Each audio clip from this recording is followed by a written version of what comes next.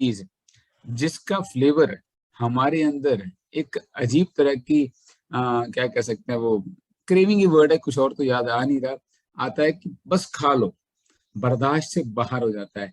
ऐसी कौन सा ऐसा कौन सा फैक्टर होता है अंदर कि हम उसे बर्दाश्त नहीं कर पाते?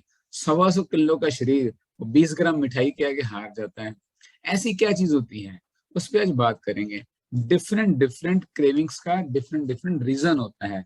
अलग अलग चीजें अलग अलग कारण से हमारे अंदर क्रेविंग पैदा करती हैं। मैं सभी को डिटेल में बताऊंगा, नोट डाउन करना, आपको बहुत इससे फायदा मिलेगा।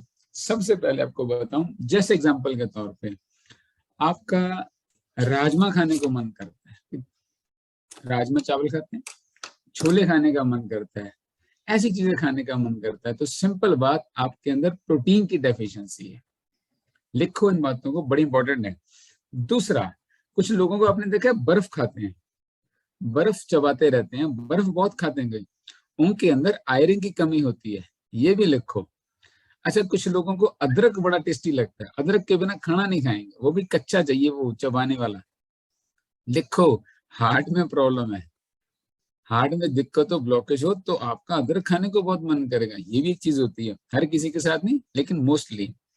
अब मीठे की क्रेविंग क्यों आती है और फ्राइड फूड की क्रेविंग क्यों आती है, इसको थोड़ा ध्यान से समझना, बहुत इंपॉर्टेंट बात है। आपके ब्रेन में एक पार्ट होता है डीएलपीएफसी, डीएलपीएफसी, उसका पूरा नाम बता रहा हूँ, dorso lateral prefrontal cortex, dorso lateral prefrontal cortex, DLPFC नाम का एक पार्ट होता है। अब ये क्या काम करता है?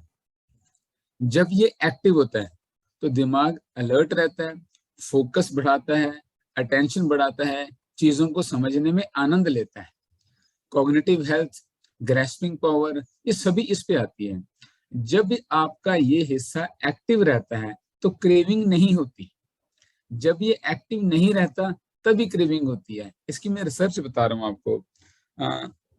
21 लेडीज पे रिसर्च हुई थी, यूनिवर्सिटी ऑफ वाटरलू, ये पब्लिश हुआ था psychosomatic medicine, journal of bio behavioural medicine, उसमें जर्नल छपा था।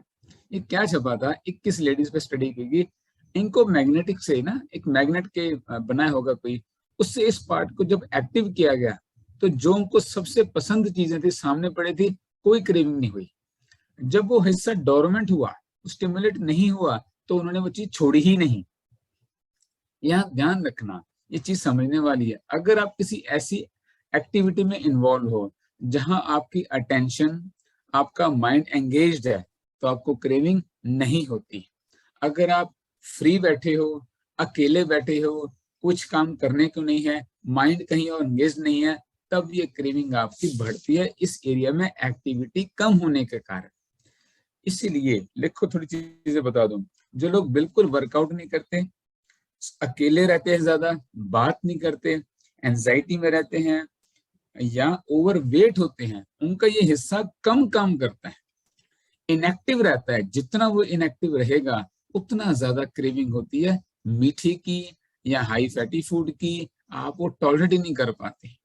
और सुनो, दो हॉर्मोन्स होते हैं आपके अंदर ब्रेन में, सेरोटोनिन और डोपामाइन। लिखो इन दोनों के बारे में, सेरोटोनिन और डोपामाइन, ये दोनों बहुत अच्छे हार्मोन होते हैं, इनको कहते हैं फील गुड हार्मोन, इनको कडल हार्मोन भी बोलते हैं।